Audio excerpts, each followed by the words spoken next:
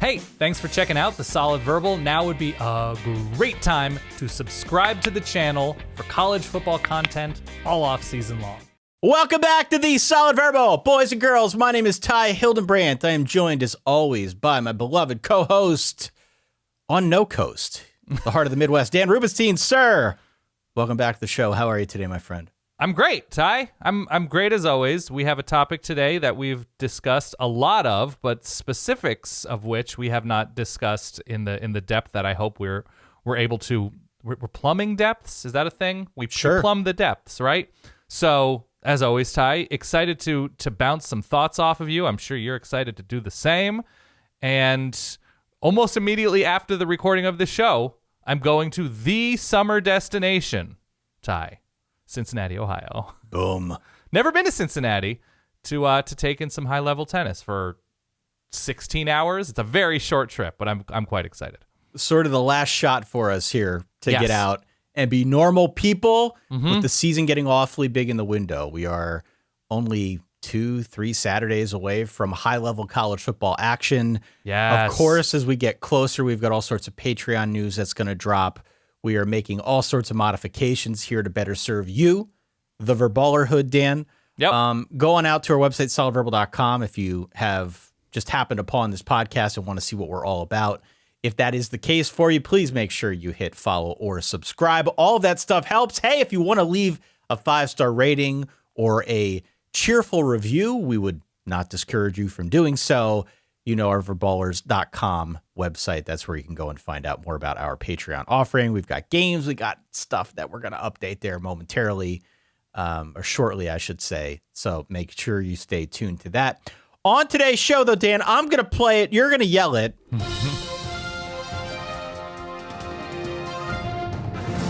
We have breaking news. Breaking news. Breaking news. Thank you. That happened like 2 weeks ago. It happened 2 weeks ago. You're yelling it because my voice is still a little bit on the mend. Week and a half. But here's the deal, right? We did several episodes now, some of which I think were of the emergency variety because of conference realignment, right? Oregon and Washington going to the Big Ten. We had Colorado before that leaving to go to the Big 12. The Colorado move was kind of a harbinger for what was to come. What we haven't discussed in any great detail is, I think, the state of the new look Big 12, because after the Oregon and Washington news, Arizona, Arizona State, and Utah all joined Colorado in going over to the Big 12. Big 12 now is a pretty big conference. Big 12 is kind of amassing its forces, and there's some talk they could even go higher with the addition of like a UConn, maybe some other schools to try and I don't know, make themselves a better basketball conference, whatever the intention would be behind that. Today, though, we just want to take a look at where this conference is at, where we think it's headed, what the new dynamics of it are, especially now before we get into the throes of the season, because once the season hits, we want to have time to discuss the new Big 12, Dan. Correct, yes. And there was obviously a ton of chaos sort of condensed into a very small window. You mentioned the Colorado thing initially, but then on that same day with Oregon and Washington headed to the Big Ten. And because of my own personal ties and because of the size of the Oregon-Washington programs, that's the direction we leaned on that day. And then after that happened a few hours later is when the Arizona schools and Utah completed the four-corner journey to the Big 12. Which is I got to say, kind of interesting because, you know, and I've talked about this on the newsletter as well, we've been charting like the TikTok the whole way through of how we got to this point. I think that's what political reporters say, the TikTok. The TikTok. Yeah. Not the TIK TikTok, but I understand. It was long assumed that this process, if there was going to be tectonic realignment, that it would be Colorado first, which we saw. And everybody seemed to think that it was going to be Arizona. That was the next man out, next school out, I should say, from the Pac-12 and jump over to the Big 12, that they were pretty keen to do so. The ink was like in the process of drying. It was going to happen. What we saw happen was actually Oregon and Washington were the ones that went first. Yes. That's not to say that if given a little bit more time, the Arizona schools might not have done the exact same thing. But the sequencing to me was a little bit off. I had long expected that it was going to be Arizona, Arizona State, Utah making the move, and then Oregon and Washington by default were going to be like, hey, we don't want to be left here in the Pac-6. Right. That didn't happen. It kind of went a little bit out of order.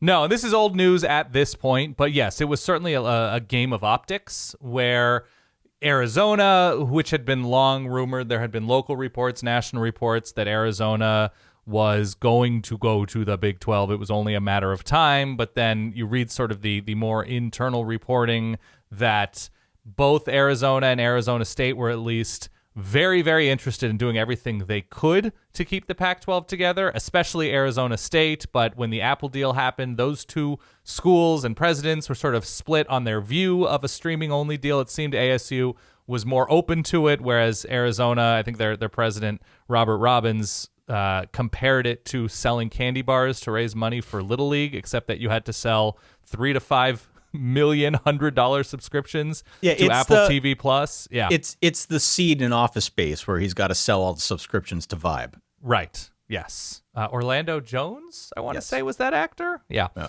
So I look back on it and I say, of course, the Arizona schools had to do, and then obviously Utah had to do what it wanted or what it felt it needed to do for their own survival as football programs, as athletic departments tasked with being, what's the term? Like that's the front porch of the university, right? That's the most visible element of a lot of these big schools is sports, especially football.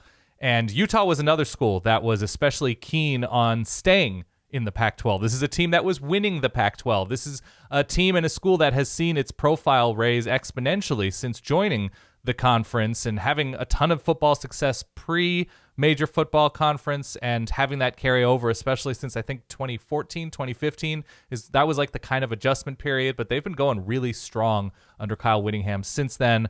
But obviously, looking out for the good of the Ute future was paramount. And so when it was clear that Oregon and Washington, after sort of agreeing in principle to sign the grant of rights, didn't show up for the actual signing thereof at the whatever it was, the 7:45 a.m. call, and decided to take the offer from the Big Ten for more stability and eventually more money, then at that point it was the Arizona schools quickly dialing up the Big 12 and Brett Yormark and saying, we're in, this is our official request that you invite us to the Big 12, and the Big 12 had its vote quickly and unanimous that the conference would be adding the three new Power 5 programs to the Big 12 after accepting Colorado shortly before.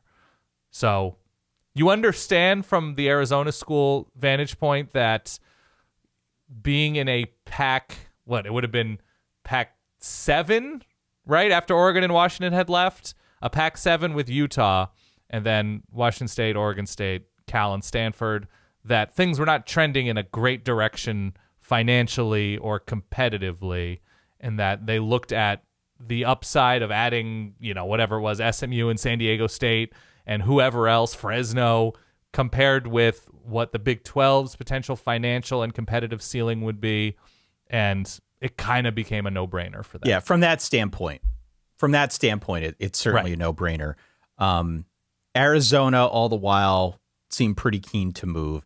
Arizona State, if only because of its close association and the friendship between university presidents and the shared board of regents and all of the other dynamics that go on behind the scenes, ASU was sort of dragged into this process of jumping over to the Big 12. Utah didn't want to do it. You were, I think, wise to point out, Utah, their AD earlier this year sort of laughed off the notion that they would want to join a different conference. The Pac-12's been very good to them. They've been a rising star, as you said, in the Pac-12 for the last couple seasons now. Certainly on the football side, they have been very quietly building into a very stable program, maybe the most stable program out west.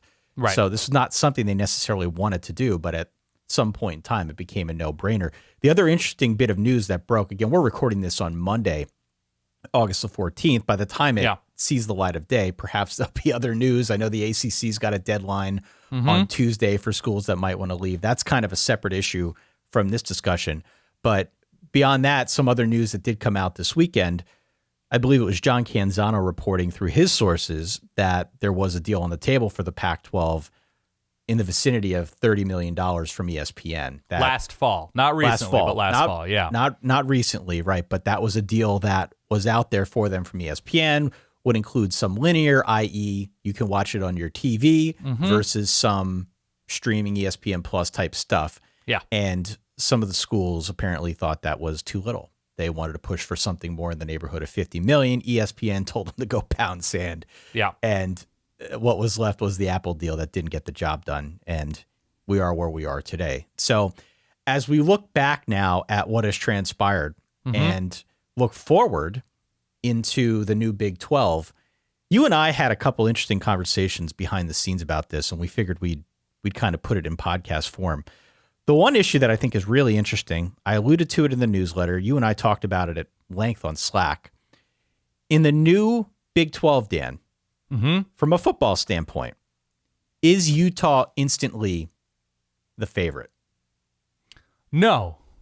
Utah is instantly on the top tier of a conference, remaining on the top tier of a power conference. But because... So the interesting thing about Utah, which I think is an interesting place to start, even though the Arizona schools certainly with the will they, won't they, and sharing the Board of Regents and the presidents, going back and forth.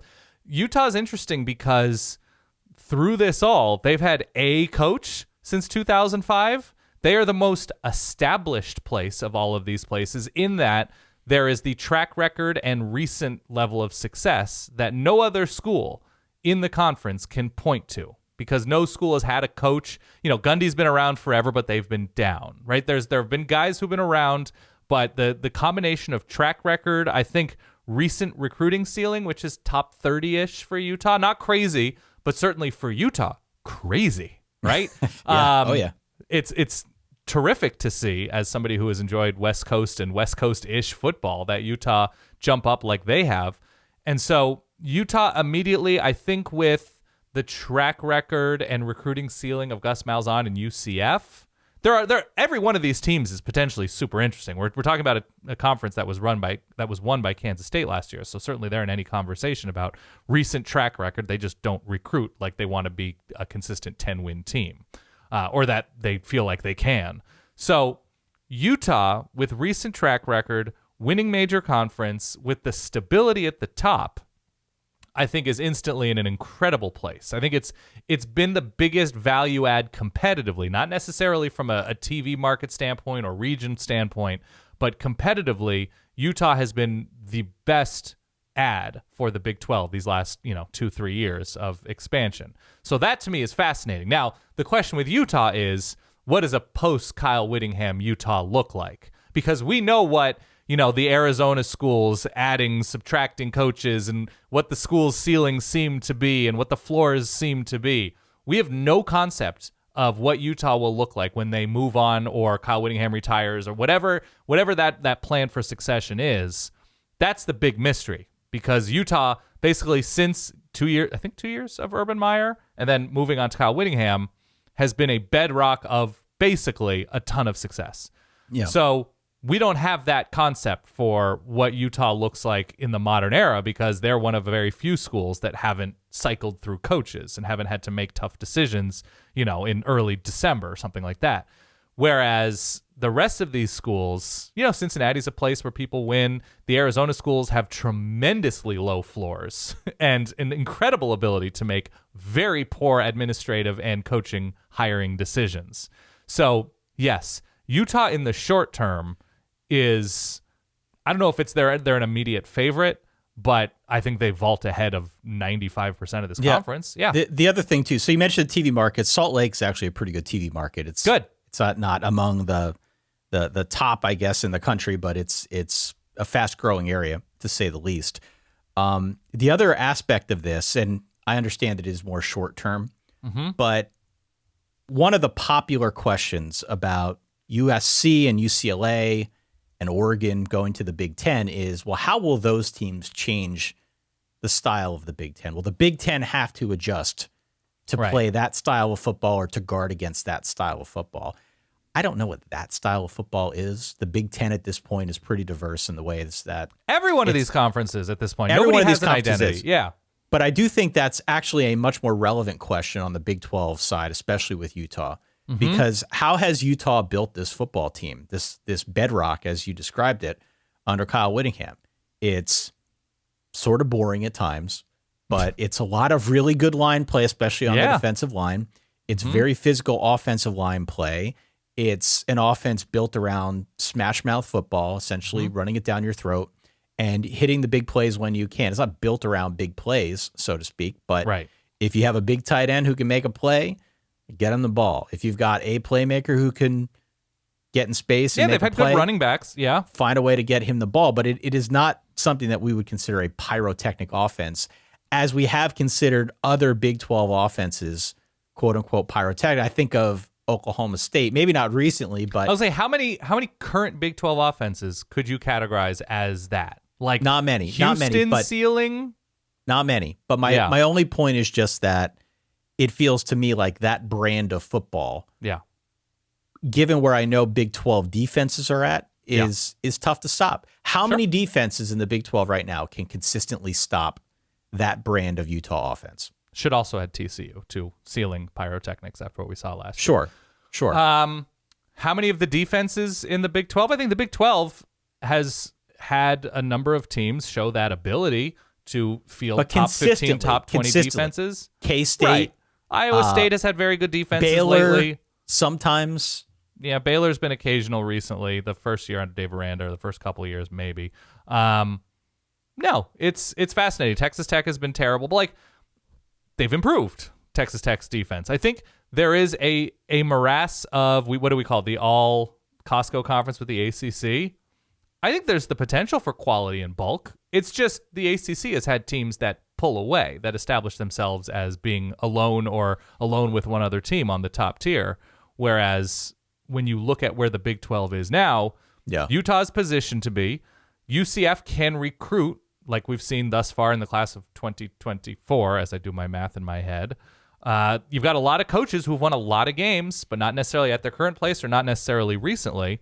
And so you add in the Arizona schools as well, and I don't know if you want to touch on that at the moment or stick with Utah. Yeah, we should. Let's do that. When you add in the Arizona schools, you've seen, you pick whatever year you want, since 2000, since Arizona State was in the Rose Bowl and the 1996 team, you've seen some interesting highs, very specific strengths, some catastrophic coaching hires, some sides of the ball that have been truly and incredibly awful, some sides of the ball that have been super dangerous and interesting. Skill players, linemen get drafted relatively high, but nothing in the vicinity of consistency. Nothing in the vicinity of winning 8 or 9 games a year. ASU kind of had that with Todd Graham for a moment. Arizona kind of had that with Rich Rod for a moment, but things fall off of cliffs in Arizona. Now, where they are now is interesting in the case of the University of Arizona in Tucson. Still haven't made a bowl game under Jed Fish. They go from 1-11 to 5-7. Yep. ASU is starting over with Kenny Dillingham after the Herm Edwards disaster. You've had coaches at both places look ordinary. Mike Stoops had an opportunity to win more in a down Pac-12 with the Washington schools down, with Oregon State down, and wasn't able to capitalize. Arizona State had an opportunity after Todd Graham doing pretty good things to hire a decent coach in a place where you can recruit California. The Arizona talent, which we can get to in a second, has been improving steadily. And they hired Herm Edwards. Ray Anderson and Herm Edwards, that duo, was awful. And so what the Big 12 is getting in these two schools, at least in the short and probably medium term, is feisty programs, thorny programs, pain-in-the-ass programs. But a threat to win 8 or 9 games and be part of a story and part of a narrative atop the Big 12, I don't think it's anywhere near it. I really don't. What is the top tier of the Big 12 starting in 2024? I think that's a fair way to kind of pivot this conversation, because I think we've established that we don't know if Utah is the favorite. You can make a case for Utah. I like that you're asking me for a power ranking 14 months in advance after we don't have the 2023 season yet. Continue. We don't have the 2023 season yet. And by the way, that's the danger with the 2023 season. Don't overlook it. Yeah. It's probably going to be hella fun, to say the least. Oh, that's a West Coast term. Thank you. Big Ten term to you. Oh, sorry. But as we look forward now, just if we're considering program health, of course, we don't know coaches that move. We don't know what the transfer portal or even the recruiting cycle are going to bring for these schools. But just from a program health level, I think Utah is on that top tier. I think K-State is on that top tier. We'd obviously be remiss if we didn't put TCU in that top tier, given their success recently. Yep. Is it too much to put UCF there, given their track record on the recruiting trail, given the fact that they've got a coach who, has sort of been there and done that? No, I don't think it's too much there. When you consider Gus Malzahn's experience at a big place, when you consider their recruiting, as you mentioned, when you're recruiting their ceiling in the portal, and when you consider UCF is a place where coaches win, where now 3 relatively recent coaches have won. That's a big deal, right? That means the program is set up to cater to players, to develop players, to attract players, and to win games in a terrific home field environment. I think it's totally fair. Utah has the clearest recent track record, and I guess you have to say TCU, even though track record should extend for longer than a year. Yeah. But we know what, at least now with the TCU thing, we know what that cycle of succession has looked like successfully. That you can go from an all-time great coach who faded in Gary Patterson to Sonny Dykes with Gary Patterson's players, mind you. That's the question. That's the remaining question with TCU, is what do they look like moving forward when it's Sonny Dykes populating that roster. But no, I think right now, if you're talking about the clear recent power teams that you would have to be most scared of if you were the most average Big 12 team, it's likely Kansas State, TCU, UCF, Utah. Oklahoma State is a conversation. All of these teams, like you can have a conversation about Cincinnati too. Yeah. I'm not ready to have the Cincinnati conversation with Scott Satterfield. Every coach outside of Tommy Tuberville seems to win at Cincinnati. Yeah. The Oklahoma State case is interesting. Because Oklahoma State in a conference without Oklahoma, I think makes the pathway a little bit easier for Mike Gundy. However, if we're looking at this from the standpoint of program health, there are a lot of negative signs there that they are quickly devolving into a program that is going to recruit the portal. Like we're going to see it this year at quarterback. If Alan Bowman hits, they could be good. If some of the other positional transfers that they've taken on hit, they could be better than expected. It does not seem like the recruiting game has really been elevated in recent years. And my concern is that if they become a portal school, it's going to be a lot of extremes where some years you hit and more often than not, you don't. And so because of that, whereas I think we've been inclined for years to put Oklahoma State kind of in that top tier, why wouldn't we? I don't know if they belong there now, given where the program has headed over the last couple seasons. I could be wrong about that, but I think they're kind of the tweener for me. Like maybe in the top tier, maybe like 1B would be Oklahoma State. We could talk about the other schools if we want. I'm curious to get your sense for how Arizona and Arizona State fit in because, Arizona State more recently has had some success on the football field. It's been a minute since we could envision them as a stable program. Right. In Arizona, obviously, like you said, the lows have been pretty catastrophic. How do they kind of rank in this pecking order to you? Like middle to lower. Okay. I think it was a quantity play for the Big 12 that with more teams and more time zones come, more interesting options for TV networks and interesting matchups. Arizona is also, as I mentioned, a state that has produced more and more talent. So potentially now you have, not that Texas schools need more access, but Texas is a big state. And most recently, what do Arizona high school players do? They just leave. They exclusively leave the state. Now, I think in this upcoming class, Arizona has secured 2 of the top 3 players in the state. Elijah Rushing is the big name, a 5-star defensive end who everybody wanted, and I think their quarterback of the future is also relatively local.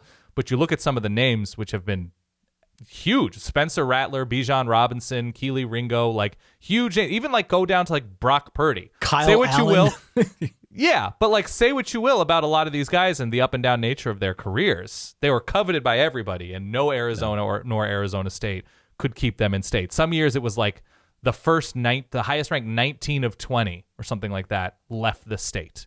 Wow. What's interesting now, though, is where do you go if you're leaving, right? If you're a top kid from California, a top kid from Arizona, a top kid from Texas, whatever, these states internally, in a lot of cases, if you look at California and Texas, are split between conferences.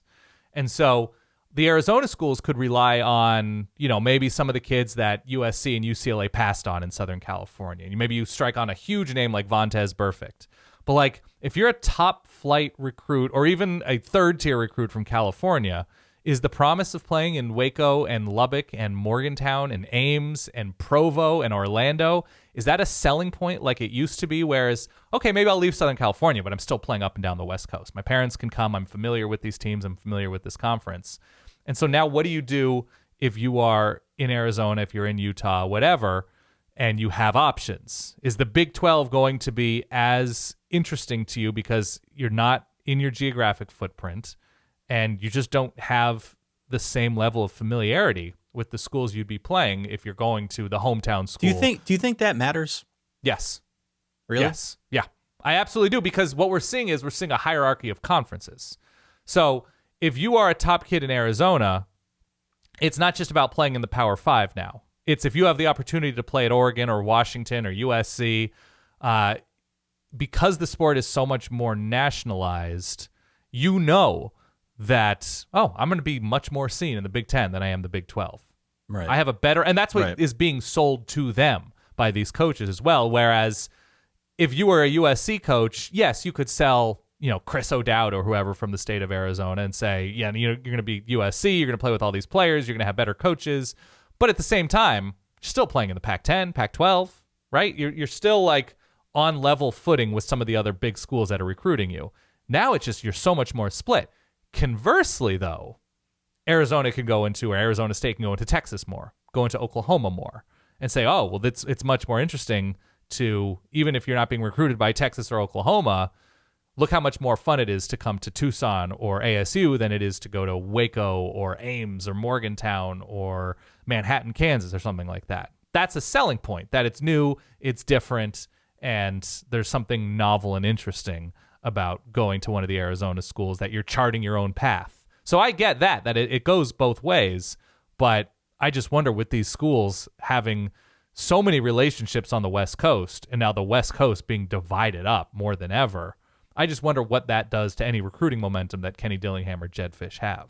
I think all the way back to the halcyon days of NCAA 14, the old video game. Yeah.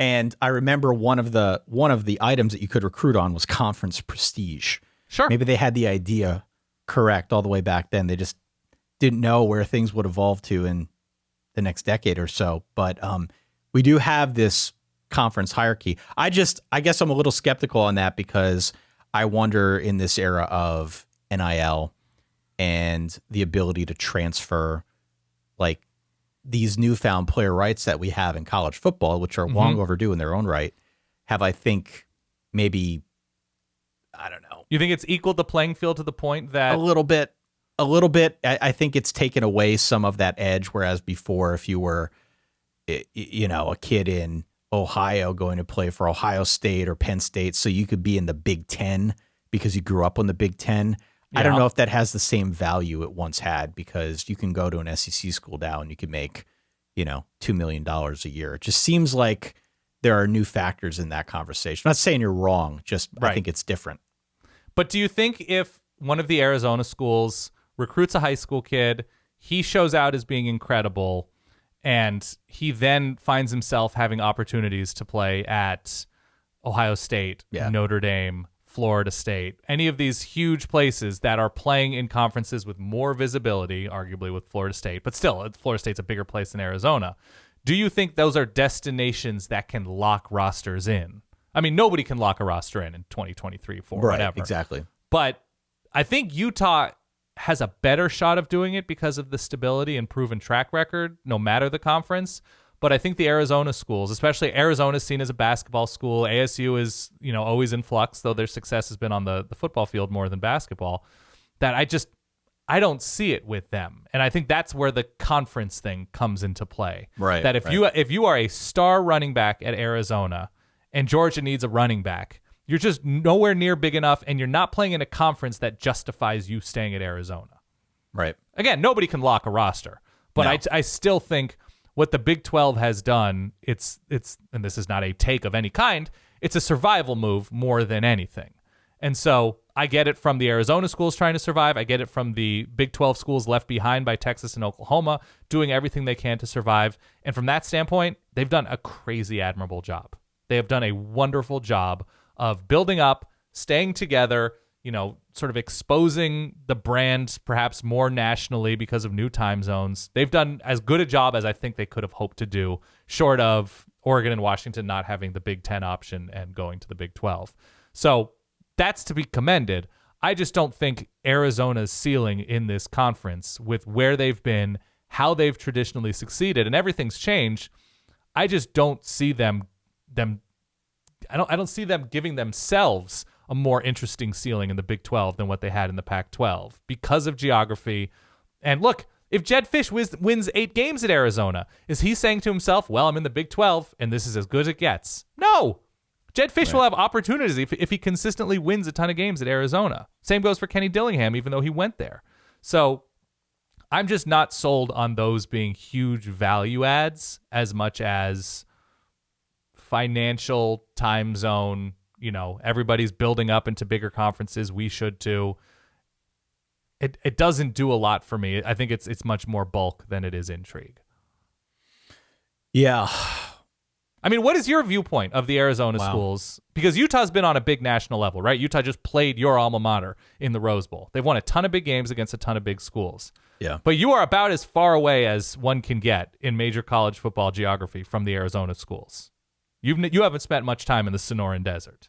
No, I love the mountains though. I know you do. We were in Tempe. That was awesome. I enjoyed that part of it. What is my viewpoint of it? I mean, I can really only view from afar. Yeah. My vantage point is that Arizona State's a mess at the administrative level, and more often than not, that's the tail that wags the dog when it comes to football success. Right. And it's really hard to be good when you've got an administrative system that's kind of in flux. Yeah. On the Arizona side, they've obviously seen some renewed optimism with Jed Fish. And I think he's done a really good job in a short period of time. I'm curious to see what happens this season, but it's definitely pushing a boulder uphill to get that program back to a point of stability, to a point of respectability. They were really, really low in the previous regime, and he's done a good job to kind of build them up quickly, at least take on some transfers and kind of give them a renewed sense of where this thing could go. So I definitely feel better about where Arizona's at than Arizona State. I'm very mixed on the Kenny Dillingham hire, even though I think he's a guy who wants to be there. He has spoken at length about this being his dream job. Of course, that's another one of those coaching tropes that we tend to block out. But we'll see where he can get that program in a short period of time. In terms of where they fit in, how they fit into the Big 12, I think the Big 12 is fun as hell. As do I. Well, that was going to be my other point is I think the floor is a lot higher in the Big 12 than it's been in the Pac-12. Yeah. So which is much more difficult for the Arizona schools. I could sit here and kind of read you the recent history of Arizona football. That's not going to do much for this conversation. But what I do think that they add is an element of unpredictability to the Big 12, which the Big 12 in a sense has always been kind of that conference where anything goes. And like we've seen it in recent years, they kind of cannibalized each other. They all beat each other. The games are fun as hell. Texas is getting better. Oklahoma took a step back last year. Kansas State takes a step forward. It just seems like this is a conference of risers and fallers almost every single season. And that makes it unpredictable and maybe the most interesting conference in college football. To throw Arizona into that mix, upset-minded, Jed Fish-led Arizona into that mix, to throw Arizona State into that mix, we have no idea what Arizona State's going to look like next year. We don't know what they're going to look like a month from now, to say the least.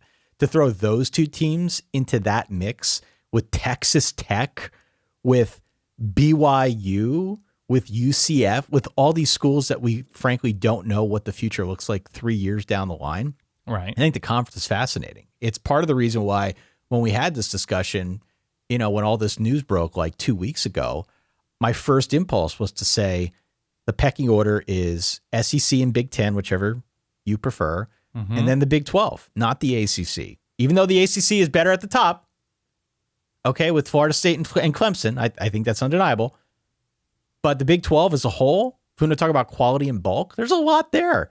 And a lot of it is very much in flux and very interesting because of it. But the other item, and this is almost no sample size for Arizona, right? They improved their record from it was 1-11 to 5-7.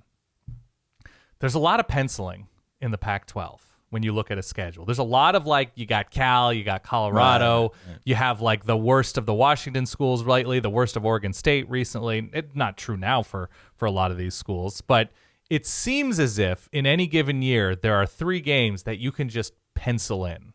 And then if you don't schedule super highly in the non-conference, and both of these teams have scheduled relatively admirably. I know, Arizona has had Mississippi State lately, and Arizona State has played a number of high-profile games last 10, 15 years non-conference-wise. Nearly beat Eastern Michigan, if you remember, Ty. Arizona State nearly beat it was a big Chris moment. Creighton in Eastern Michigan. Big moment.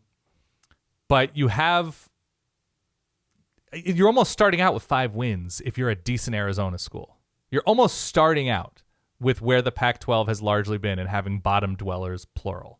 I think in the Big 12, nearly every team, and we've had a crazy down Kansas for a long time. I understand this. And you've had a number of teams have awful, awful years.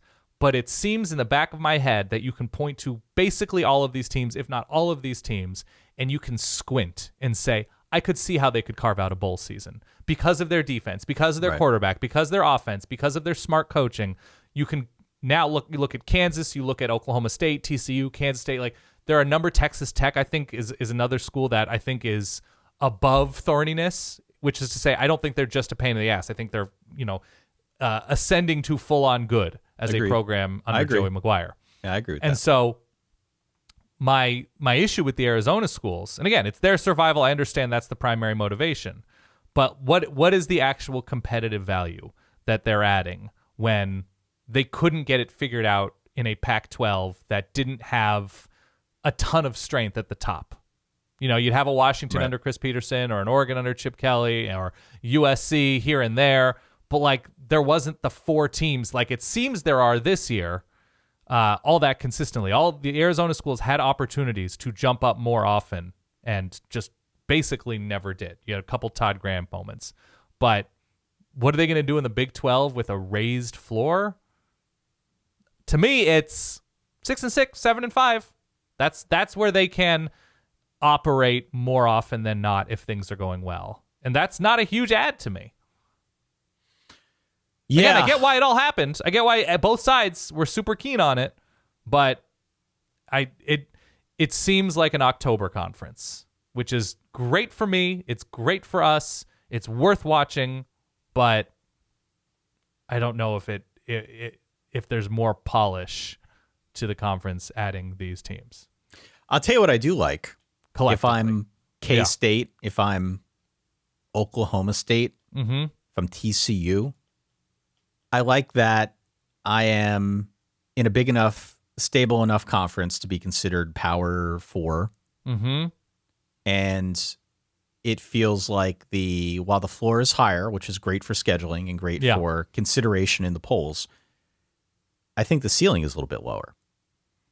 You lose Texas and Oklahoma. You're not having to play those schools every year. The pathway to get into that playoff, and I know you're not always gung-ho to make that about make college football about that playoff, but the pathway makes sense, right? The pathway to be in the Big 12, if you consider yourself a playoff caliber program. I'm not saying Arizona or Arizona State are there. I think Utah is pretty close to being there. You look at the pathway to get into the playoff if you're Utah in the Pac-12 where it currently stands this year. Utah is going to be a good team. Utah might be 4th best in the conference this year because of their schedule, because of some of their questions, because I think, frankly, some of the teams above them are better.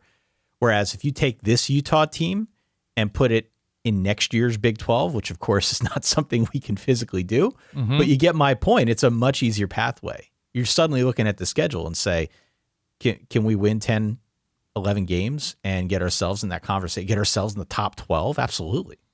Well, okay, here's the other question. Does Utah immediately have the best coach in the Big 12? At the school, right? You can say like Gus Malzahn has gone to higher heights than Kyle Whittingham.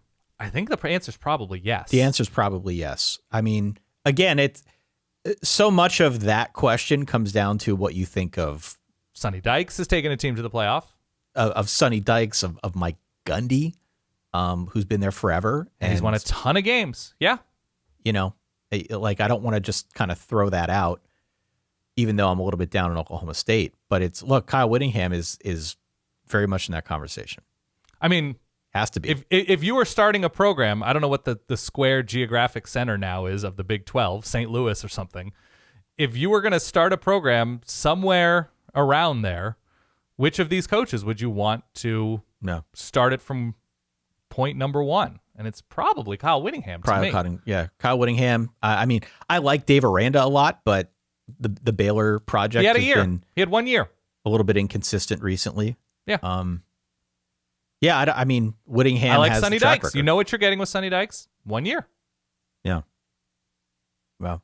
So that to me is the fascinating thing, that Utah immediately becomes top tier within the conference, and you'll have rotating guests, Ty, come in and out playing the drums, whether it's TCU, Kansas State, UCF, but this is not a track record conference. Like, as soon as it seemed like Matt Campbell was going to do it at Iowa State, they sort of come back down to earth and field an awful offense for a couple of years running, and now have gambling stories swirling within the state. Yeah. West Virginia thought they were going to hit it out of the park with Neil Brown. Now that's maybe on its last legs. We'll see. It seems like there's more promise on offense right now. And the Mike Gundy situation is, you know what his ceiling is. You know, if things had continued apace with how he hired on both sides of the ball and how Oklahoma State especially developed on defense, that he's the no-brainer top guy, top coach, and Oklahoma State is positioned to be the alpha within the conference. Doesn't seem like that's the moment at this time, right? So that makes for a good competitive conference internally, but without real separation, which nobody's recruiting on a high level, maybe other than UCF at the moment, and good for them. I just, I see it as a good story and good football, but nothing great. Let me pivot off this a little bit, please, and just for the purposes of completeness, because we're recording this on a Monday, it drops on a Tuesday, and I mentioned earlier that there is potential, at least, I don't know how likely it is, for further movement among conferences, because the ACC has a deadline on August the 15th that if any schools wish to leave and play elsewhere in 2024, they got to let them know by August 15th. A lot of that conversation has centered around Florida State. Now, there have been varying accounts of how serious Florida State is about this. My read on the situation is that they're quite serious. And of course, they have gotten to the point where they're even exploring some very curious ideas, i.e. private equity, money from the outside that could come in and help give them the money that they need, like $300 million or so, to get out of their current grant of rights with the ACC, which extends all the way through 2036. Most of the bigger schools in the conference hate it. If you're Florida State, they've been champing at the bit to get unequal revenue sharing, but it doesn't seem like that's going to fly among the other schools either. Right. There was this push by the ACC to potentially add some of the leftover parts from the Pac-12. It doesn't make a whole lot of geographic sense. We're talking about Cal and Stanford. There was also an SMU discussion, but that seems like it was voted down. The ACC put it to a vote. They couldn't get to the 75% threshold needed, namely because North Carolina State, Florida State, and Clemson voted it down. Yeah. Notre Dame had been interestingly pushing to try and add those schools to the ACC, even though Notre Dame itself is not a full member of the conference. But that's, again, a whole separate issue altogether. Where things stand now at time of recording is I am watching to see what Florida State does. Because I think if Florida State decides to break ranks, if they find that they are better off breaking their agreement, paying the money, getting out of the conference, that could trigger a whole other wave of this thing. I don't know how likely that is because we're running out of time here. We're running out of time, and I don't know how many other schools would want to sign on for that type of financial penalty agreement. But Florida State seems very serious, and they're the next one that I watch.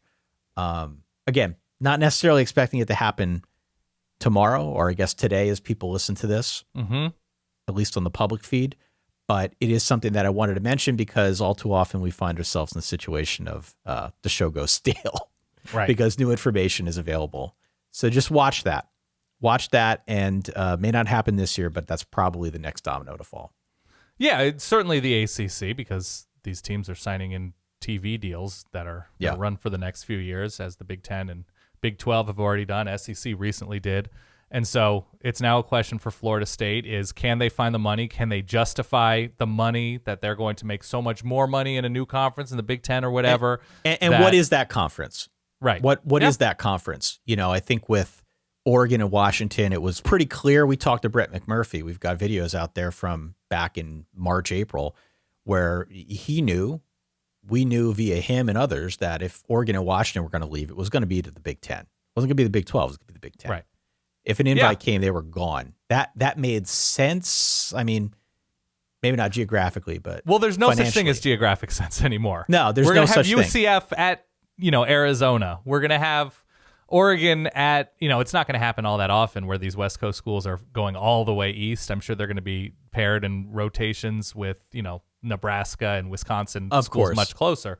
Of course. There's no such thing as geographic sense There's no anymore. such thing as that anymore. But I just think it was so obvious that the Big Ten was going to be their final destination. I'm not sure for Florida State because Florida State could fit in with the SEC. Geographically speaking, that would make sense.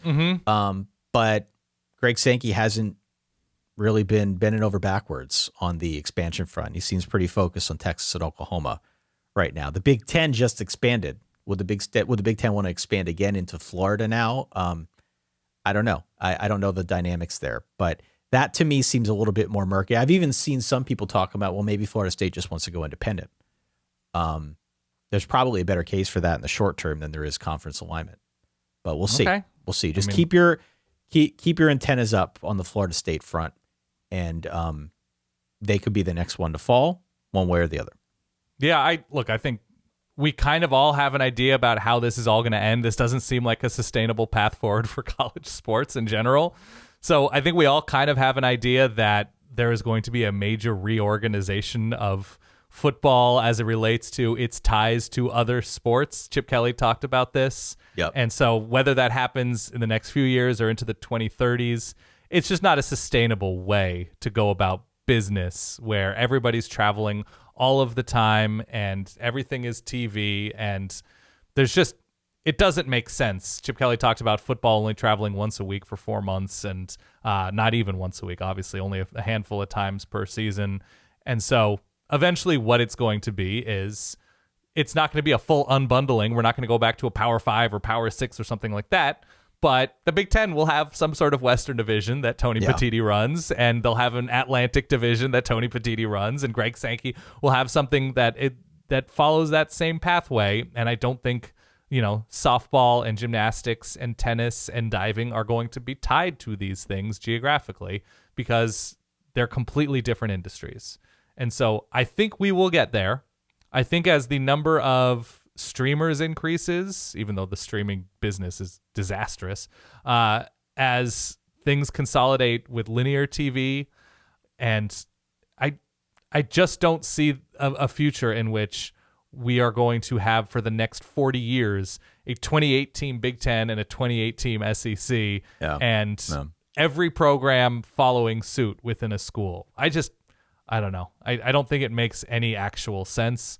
Not that college football has ever been based in rational sense, but I don't know. I don't think this is something that goes on forever. I just think it's everybody making extremely short-term decisions that will eventually get unwound when there is a proper reorg in the next, 10, 12 years. Meanwhile, you've got Cal and Stanford, Oregon State, and Washington State. Yeah. Entering into a consulting agreement with our one true God, Oliver Luck, to help them figure this all out. If anybody can save us, if anybody can save college football from itself, it's Oliver Luck. Do you think the Big Ten will add Oregon State and Washington State and Cal and Stanford for room and board. The full circle. They'll get some academic training, some job training, room and board. I mean, look, I really do think that's where it's heading. I really do think the Big Ten will not just swallow the best of the Pac-10, Pac-12, but they're just going to create their own version of the Pac-10, Pac-12, and they'll have, preseason or non-conference games that will happen, and it's almost like in a college basketball way.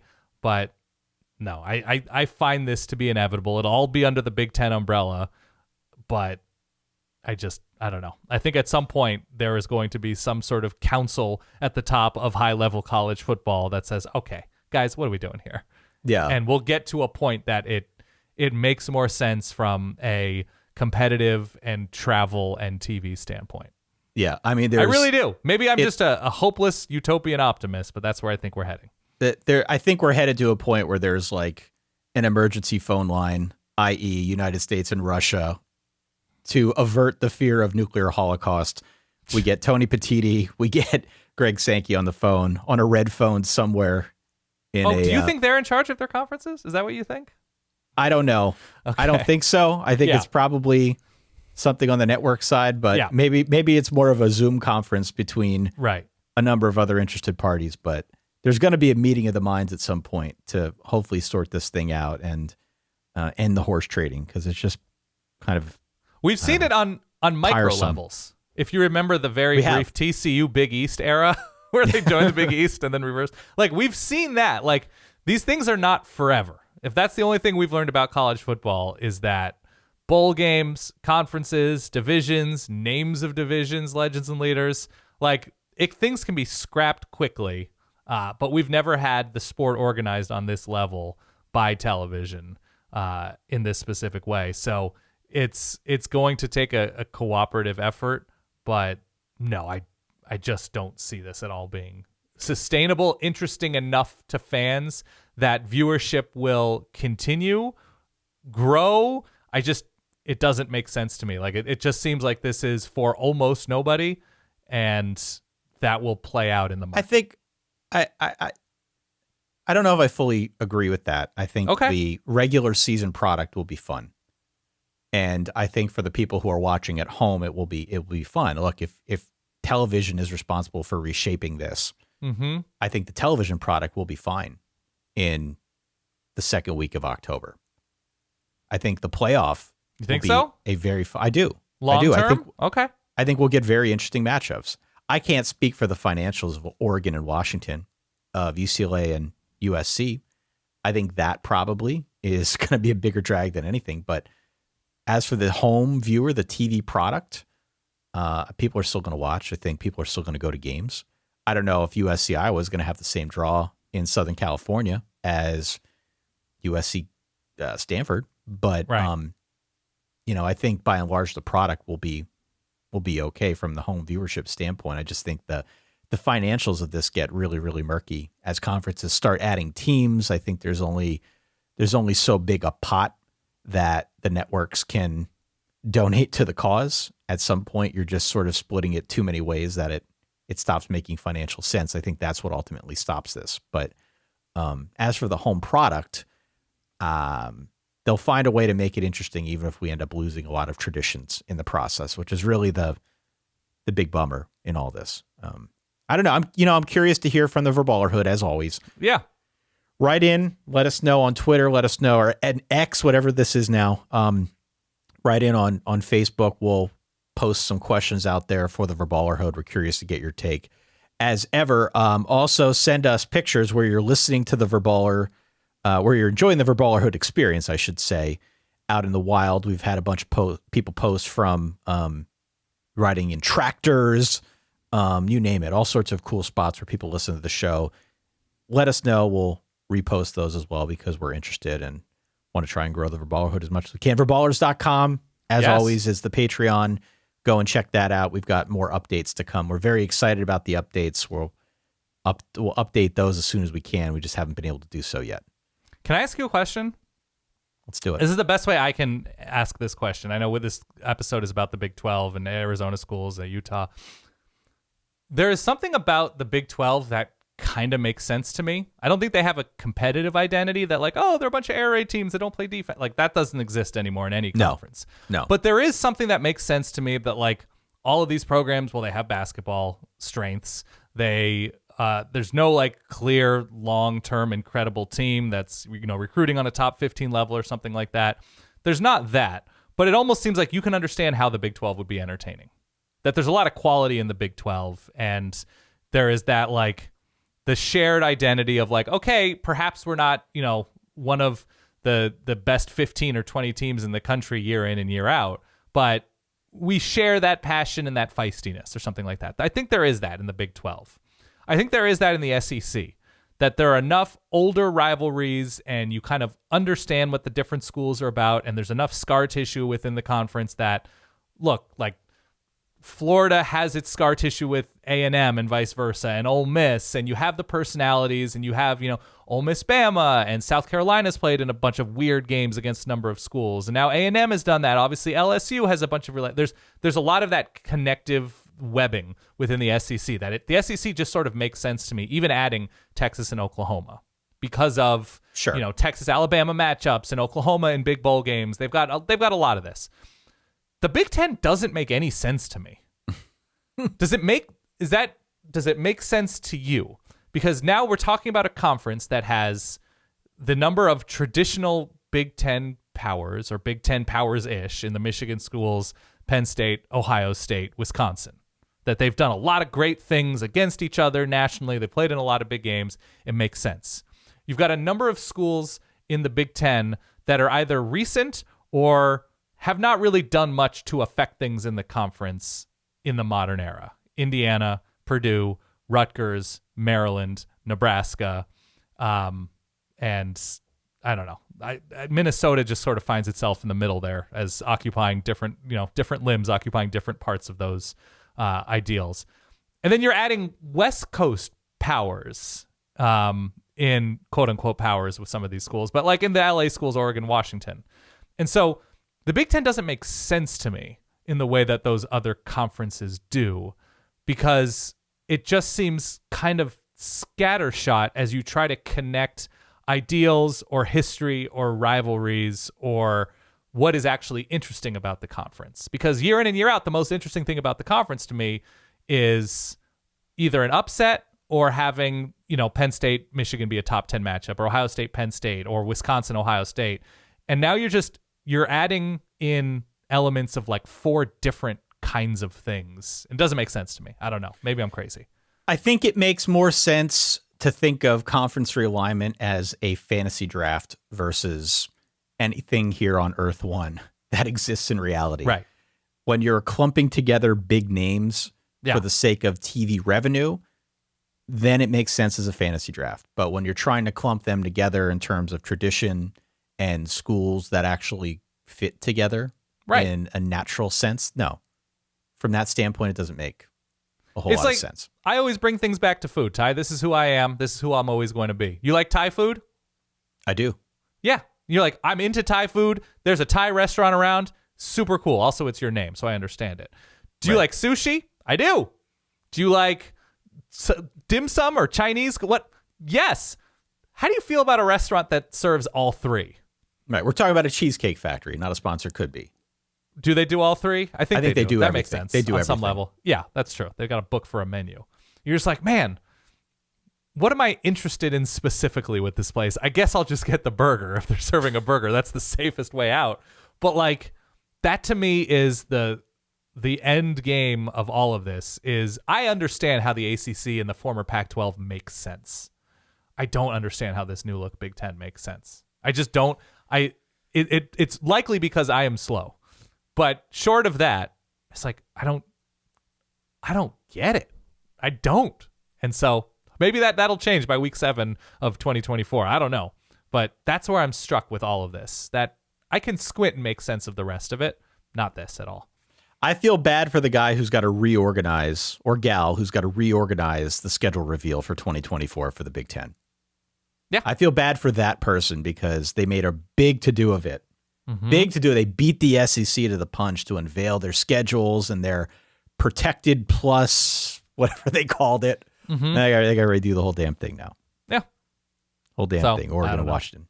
Yeah. Look, much more to be said on this topic as we forge ahead into 2024, whether it's the Big 12, whether it's the Big 10, whether it's who knows where things go with the ACC. We have some actual football to discuss, and that is coming up very, very soon. That's why we wanted to get this show out of the way. On our next episode, we're going to give our, I guess, official predictions. Yeah. For 2024 on both the macro and micro levels, Dan. Mm-hmm. We're going to plumb the depths, if you will, of our knowledge. And we'll see how spicy we want to get with our takes for the upcoming season. Will this finally be the year? And you probably pay closer attention. You do pay closer attention to this than I do. But will this be the year where like ESPN unveils their like big pop song that they use for bumpers and commercials? Will this be the year where like, I've just never heard of this person singing this song? Are we going to be old enough this year? Because I think going back, we've had that like I don't know this country person, or I don't really know this rapper or this rock band, but I've heard their name. And like, as I hear this song, like, oh, I've kind of heard this on social media or come across it somewhere. Will this be the year where it's just like, no concept for this musical act? It's possible. It's you listen possible. to more pop radio than I do. I mean, it's definitely possible for you. It's increasingly possible for me. Yeah, unless it's like The Impossibles or Spring Heel Jack, like a super obscure ska band from 2000. It's going to be tough. It's going to be tough for me because there is going to be a year. Could this be an EDM artist year? Oh, where it definitely could. Yeah. Because end of the world as we know it, REM. You ever see like a Hot Ones advertised where they're like, oh, we had Brittle on. And you're just like, don't know who Brittle is. Not even anywhere near. But yeah, that's going to be, I don't know if it's my prediction for us this year with the college football season, but it's on the horizon, Ty.